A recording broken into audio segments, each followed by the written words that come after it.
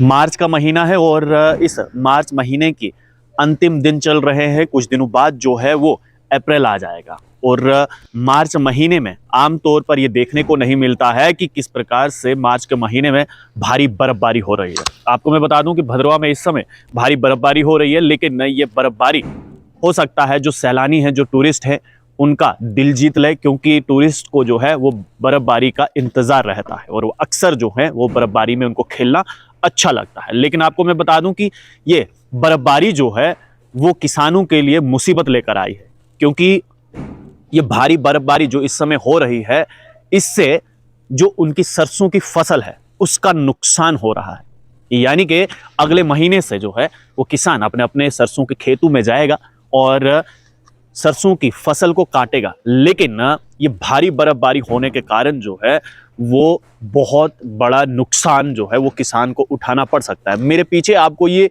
Greenery दिखाई दे रही होगी, ये हल्की हल्की सी जो ग्रीनरी आपको खेतों में दिखाई दे रही है, सरसों की फसल है।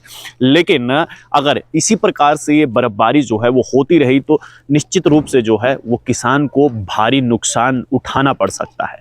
और उम्मीद यही जताई जा रही है, क्योंकि पिछले कुछ सालों से जो है वो इस महीने में बर्फबारी नहीं हुई।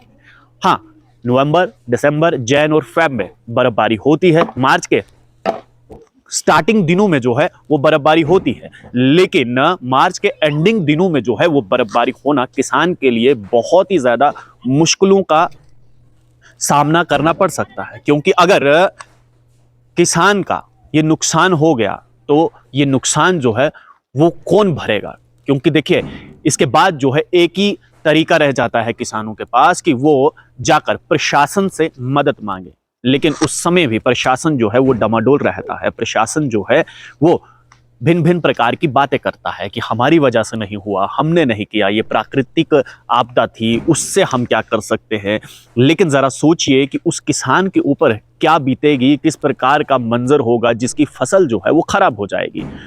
भदरवा में भारी बर्फबारी हो रही है, हो सकता है कि कुछ ऐसा ही मंजर जो है वो कश्मीर में भी देखने को मिल रहा होगा। कश्मीर के ज्यादातर इलाकों में हो सकता है कि बर्फबारी हो रही हो, क्योंकि अगर भदरवा में बर्फबारी हो रही है तो कश्मीर के कुछ जिलों में भी जो है वो भारी बर्फबारी हो सकती है।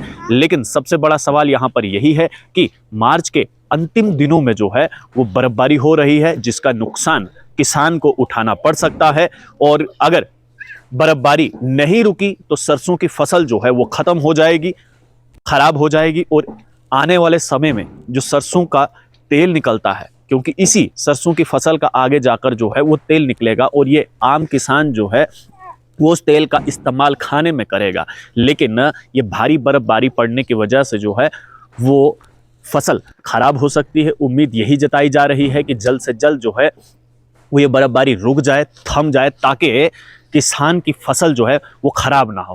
क्योंकि अगर किसान की फसल खराब होगी तो नुकसान गरीब किसान का होगा और जो पूरे साल की मेहनत है वो मेहनत बेकार हो जाएगी। उम्मीद यही करते हैं कि जल्द से जल्द ये फसल ठीक हो जाए और बर्फबारी थम जाए। आप लोग देखते रहिए स्टेट टॉक्स। मुझे यानी देव ठाकुर को दीजिए इजाजत। धन्यवाद।